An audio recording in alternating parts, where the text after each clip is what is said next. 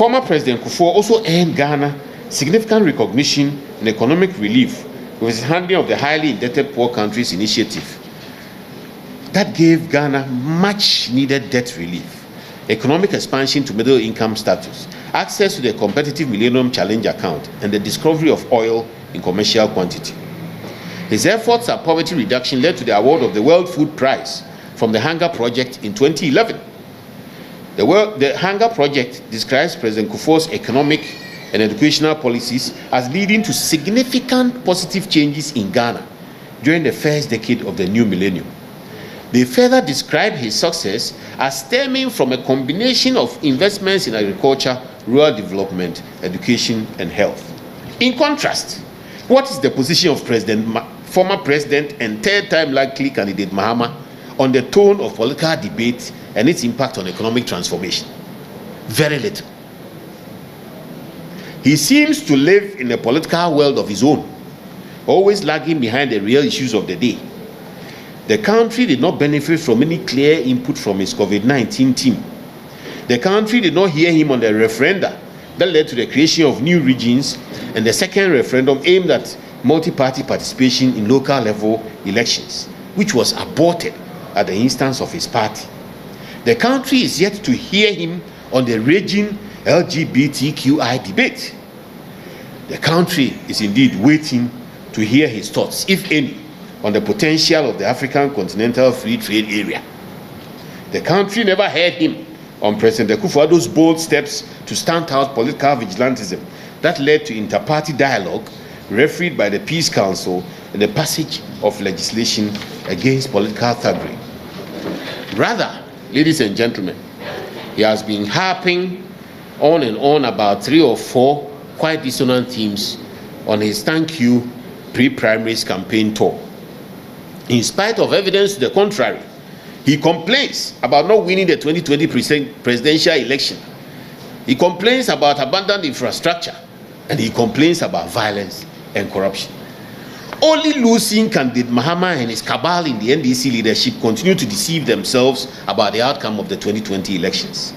The heartwarming record of achievement that the conduct of the election chalked deserves better from one who seeks to lead the country come the next election. In fact, his posture on the election does not edify the sacrifices of Ghanaian voters who queued in defiance of COVID-19 to register and vote. Often, in the same breath, he reminds Ghanaian families of the pain of losing loved ones during post-vote collation by mischievously referring to the regrettable deaths. President Akufo-Addo is on record as saying that not a drop of Ghanaian blood is worth exchanging for electoral victory. And the steps he took against vigilantism literally ensured the most peaceful voting process ever. In the 2020 election, we didn't hear anything about vigilante groups. The BBC described the election as boring, as the Electoral Commissioner has said. True leadership would not focus on the unfortunate and painful situation for political gain to the detriment of national peace of mind. In any event, former President and candidate Mahama has a very poor record in terms of political violence. He is the one who brushed aside the infractions of the Talensi by-election when guns were flowing about, including in the vehicle of his party, National Party chairman. He is the one who tolerated the violent acts of Honorable Collins Dowd's brother, Naba, in the Dem-Branhafu region. And you all recall the kind of violent acts that were going on in the now Ahafo area. And he was the one who reacted to the incidents of Ayawasu West Wagon by-elections by boasting about his superior credentials relative to election violence, threatening to match the NPP boot for boot.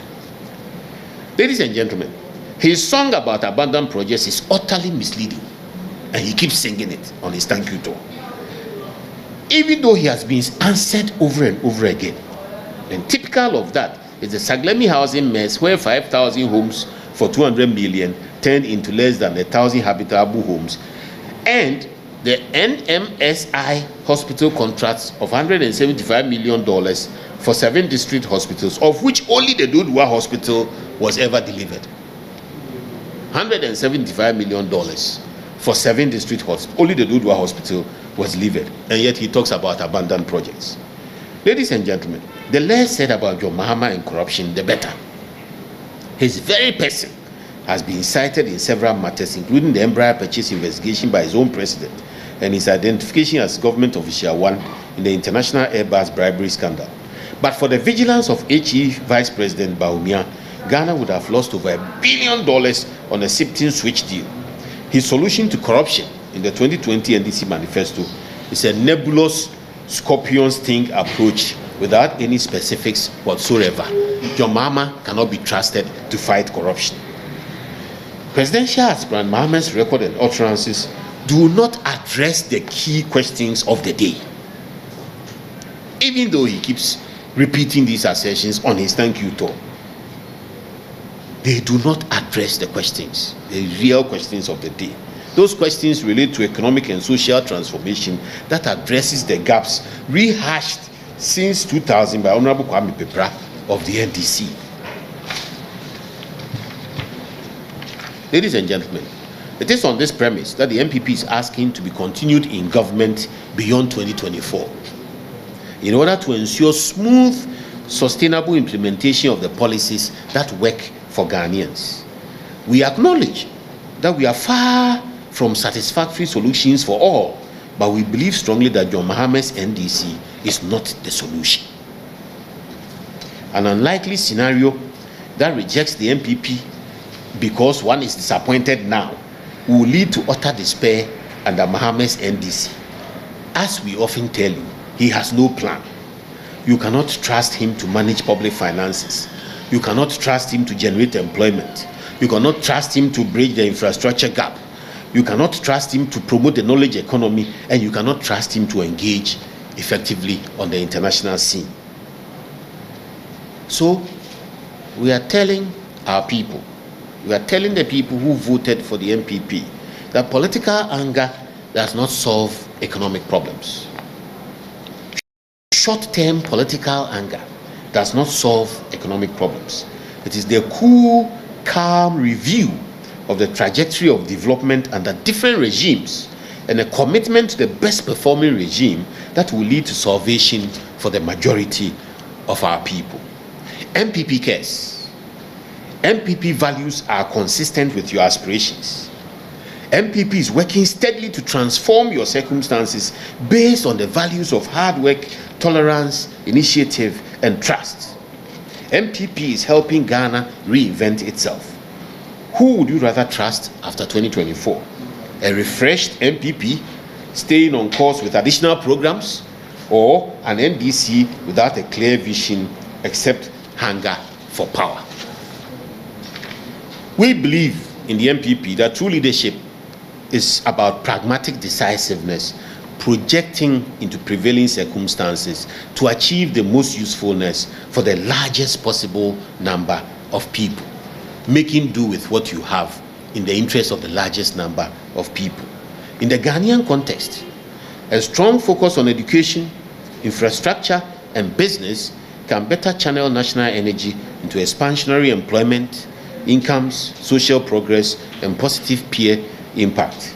NPP is the party of choice for such investments. Our record proves it in the Fourth Republic. Working with the NPP, we can create a buoyant and prosperous economy and a proud, disciplined, and industrious people at peace with themselves and their neighbors. Thank you very much for your attention.